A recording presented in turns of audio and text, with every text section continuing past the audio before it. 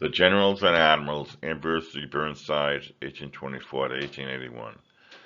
Ambrose v. Burnside was the general of the Army of the Potomac, who succeeded George McClellan in November of 1862, a failed Rhode Island businessman who designed a rifle later used in the Civil War.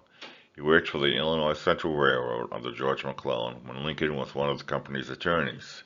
Burnside's slow arrival at Antietam turned a potential Union victory into a draw. Nevertheless, he was appointed to head the army after McClellan failed vigorously to pursue the Confederates. He was consumed by self-doubt. He had declined to lead the Army of the Potomac before accepting it on November 7, 1862. Lincoln reluctantly assented to Burnside's initial battle plans. Civil War writer Francis Augustine O'Reilly wrote, "Perhaps he relented because of the commander's conviction and aggressiveness. Confidence like that needed to be encouraged, and Burnside's zealousness differed refreshingly from the always whining McClellan. Yet the president still had reservations. The plans of General Burnside, wrote Herman Hort, did not meet with the cordial approval of the president and General Halleck, and their assent was given with reluctance. At 11 a.m. on November 14th, Henry Halleck wired Burnside, 'The president has just assented to your plan,' adding for emphasis, he thinks it will succeed if you move rapidly, otherwise not."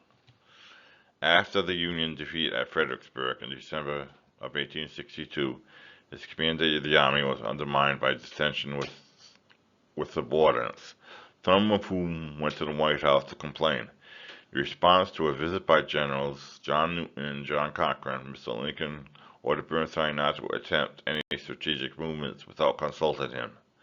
In response, Burnside traveled to the White House and met with the President Lincoln in his office on December 31st. He explained his plans and suggested that he resign, and that General Henry Halleck and Secretary of War Edwin Stanton do so as well. President Lincoln, in turn, explained the previous visit from two anonymous generals, but refused to reveal their names to Burnside. At Willis Hotel that night, Burnside wrote to the President, "It is of the utmost importance that you be surrounded and supported by men who have the confidence of the people and of the army, and who at all times give you definite and honest opinions in relation to their separate departments, and at the same time give you positive and unswerving support in your public policy." The next day, January 1st, 1863, Burnside met Stanton and Halleck in Halleck's office and gave the President his letter, which included his resignation.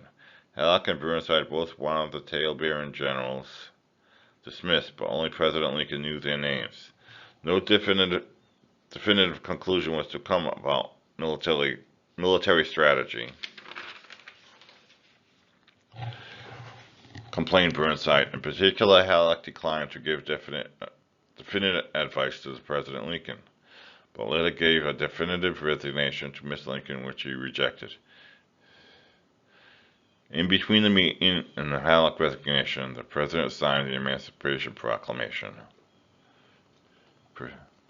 Burnside returned to the Army that day and began planning another offensive, while persisting in suggesting his own replacement to President Lincoln. He was stymied by uncooperative weather and uncooperative subordinates. He eventually called off his ill-fated mud march and prepared General Order No. 8, ordering the dismissal of 4 top generals from the Army. After a disastrous and well-locked trip to Washington with Henry Raymond, he arrived at the White House early on January 24. He gave his proposed order to the President.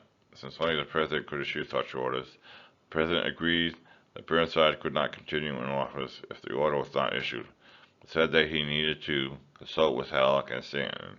Burnside returned to his headquarters at Falmouth, then he returned again to the White House that night. After another night at Willis, he went to Mr. Lincoln's office for a 10 a.m. meeting. He was informed that he was to be replaced by Joseph Hooker, one of the generals he had sought to replace.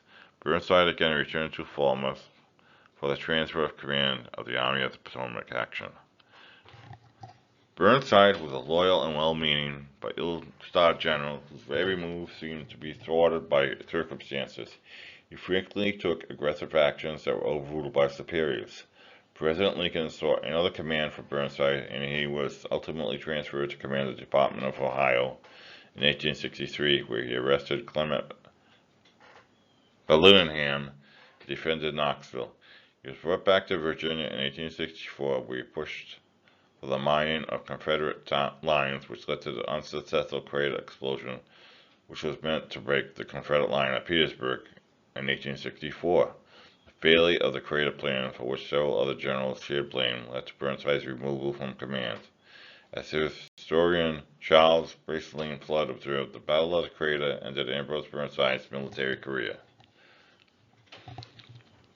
The Reverend Samuel Irenaeus Prime, a Presbyterian minister who was editor of the New York Observer, remembered, "During the war, I was dining with a party of which General Burnside was one. A gentleman expressed surprise and regret that the war had not brought to the front in civil service some men of such command and force of character, willpower, and genius as to compel his countrymen to accept him as the born statesman for the hour." General Burnside said, "We are drifting, and it is better so. I think Mr. Lincoln is just the man to keep the ship on its course. One more headstrong, willful, and resolute might divide and weaken the councils of the nation. We shall go through and come out all right." Burnside was the governor of Rhode Island from 1866 to 1868 and a senator from 1875 to 1881.